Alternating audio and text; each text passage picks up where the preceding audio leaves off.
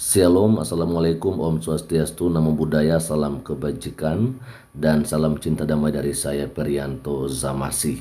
Nah, Bapak Ibu, Saudara-saudari, sebuah berita yang sangat mengagetkan kita di minggu ini seperti apa yang ada di layar, yaitu dengan judul berita nih, Netanyahu dilaporkan ke Kejagung atas dugaan genosida atau genosida di Palestina. Ini diterbitkan pada hari Kamis 5 Februari 2026 di pukul 15:06 waktu Indonesia Barat. Wow.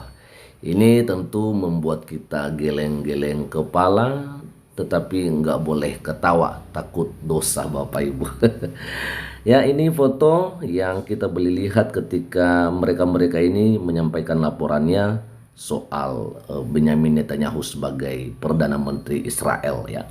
Kita akan coba lihat saja, nantinya juga kita akan bisa memberikan komentar-komentar kita terkait laporan atau berita yang saya boleh bagikan kepada kita semua. Ini dari situs IDN Times ya. Sejumlah elemen masyarakat sipil Indonesia melaporkan dugaan kejahatan genosida atau genosida dan kejahatan kemanusiaan yang diduga dilakukan otoritas Israel, termasuk Perdana Menteri Israel yaitu Benyamin Netanyahu ke Kejaksaan Agung atau Kejagung Republik Indonesia. Disampaikan bahwa laporan tersebut diajukan dengan merujuk pada pasal 598 dan 599 Undang-Undang Nomor 1 Tahun 2023 tentang KUHP baru serta ketentuan yurisdiksi ekstrateritorial dan universal dalam pasal 5 dan pasal 6 KUHP ya. Kita akan coba melihat bagaimana pernyataan yang disampaikan oleh Fathia Maulidiyanti di sini ya. Ini dia, laporan ini bukan sekedar sikap politik tetapi langkah hukum yang sah untuk mendorong akuntabilitas atas dugaan kejahatan internasional berat yang terjadi di Palestina.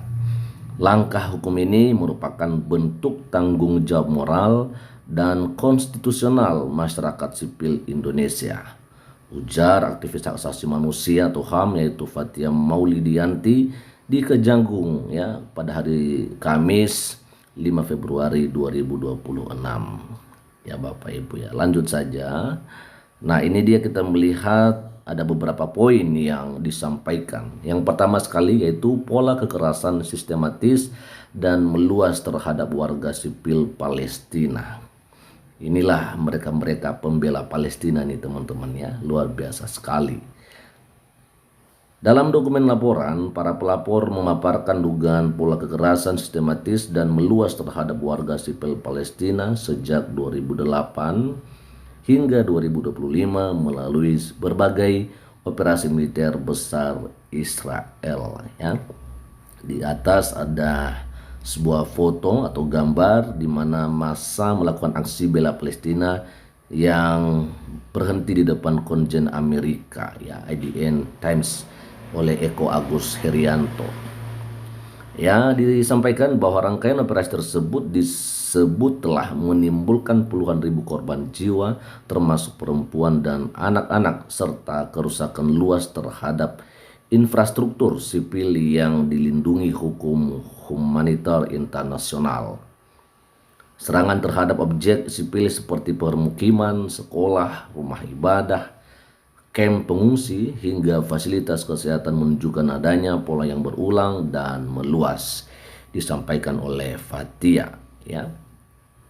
Lalu yang kedua yaitu penyerangan rumah sakit Indonesia di Beit Lahia jadi fokus laporan. Oke.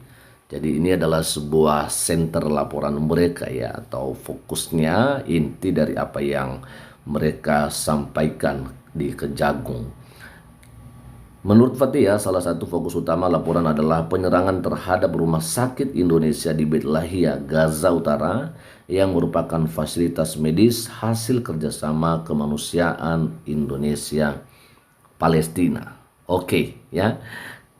Lanjut, dalam kurun waktu Oktober 2023 ini adalah penyerangan yang dilakukan oleh Hamas sebelumnya di tanggal 7 Oktober, lalu kemudian mendapatkan serangan balik oleh militer Israel ya pada saat itu.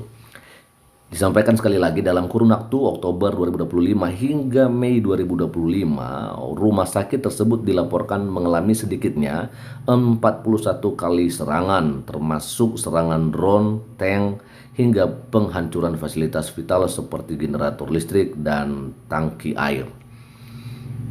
Serangan terhadap rumah sakit di Indonesia bukan hanya pelanggaran hukum humaniter internasional, tetapi juga menyentuh kepentingan nasional Indonesia sebagai aset kemanusiaan yang dibangun oleh masyarakat Indonesia, ujar Fathia. Itu yang kedua ya. Lalu sekarang adalah yang ketiga, yaitu blokade bantuan ke jalur Gaza memicu krisis kemanusiaan ya. Ini aksi damai bela Palestina seperti yang ada di foto ya. Saya akan bacakan. Selain itu, kata Fathia, laporan juga menyoroti kebijakan blokade total bantuan kemanusiaan ke jalur Gaza yang dinilai memicu krisis kemanusiaan serius, termasuk kelaparan massal dan runtuhnya layanan kesehatan ya. Berikutnya disampaikan data yang disertakan dalam laporan menyebut jutaan warga Gaza menghadapi krisis pangan akut akibat pemutusan akses air, listrik, bahan bakar, serta hancurnya infrastruktur pertanian dan kesehatan. Fathia juga berharap Kejagung dapat menindaklanjuti laporan tersebut secara profesional dan transparan sebagai bentuk komitmen Indonesia terhadap penegakan HAM global. Disampaikan bahwa meski Indonesia tidak bisa mendatangkan terlapor untuk diproses hukum, kata dia, tapi setidaknya jika otoritas Israel termasuk Netanyahu berkunjung ke Indonesia, bisa langsung dilakukan penangkapan dan diadili. Oke ya. Ini dia ya. Kami mendorong Kejaksaan Agung untuk menindaklanjuti laporan ini secara serius, independen, dan transparan sebagai bagian dari kontribusi Indonesia dalam menjaga ketertiban dunia berdasarkan kemerdekaan dan keadilan, ujar lagi-lagi oleh Fathia.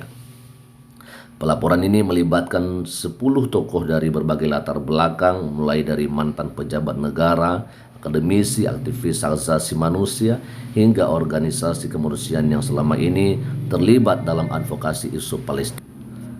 Dan di bagian terakhir, diantaranya mantan Jaksa Agung Republik Indonesia Marzuki Darusman, mantan Ketua KPK Busyiro Mukodas, Ferry Amsari, Heru Susetio, Fathia Mulidianti, Wanda Hamidah, Eka Ana, serta lembaga kemanusiaan seperti Dompet Duafa, Kontras, dan Misi Indonesia untuk Perdamaian Dunia atau MINDA. Oke, dan itu dia Bapak Ibu Saudara-saudari. Jujur di sini saya nggak perlu lagi banyak komentar ya, karena setelah ini akan saya bagikan juga bagaimana sebuah respon dari seorang Mas Permadiarya terkait apa yang dilakukan oleh beberapa tokoh di sini ya, beberapa tokoh yang melakukan pelaporan di Kejaksaan Agung, yaitu Perdana Menteri Israel Pak Benjamin Netanyahu. Ya, dengan adanya berita yang seperti ini, tentu kita bisa melihat sebenarnya apa maksud dan tujuan dari orang-orang ini. Setidaknya tersirat walaupun tidak tersurat seperti begitu, tetapi ini justru membuat kita ya menjadi bingung kok sampai sebegitunya ya kawan-kawan kita ini, orang-orang ini yang kemudian melaporkan Benjamin Netanyahu itu di Kejaksaan Agung Republik Indonesia, ya kan? Nah, jadi mungkin itu aja dulu untuk kesempatan ini teman-teman, dan silakan berikan komentarnya, dan kiranya Tuhan Yesus Kristus memberkati kita semua. Shalom. Assalamualaikum, Om Swastiastu, Namo Buddhaya, salam kebajikan, dan salam cinta damai dari saya Perianto Zamase.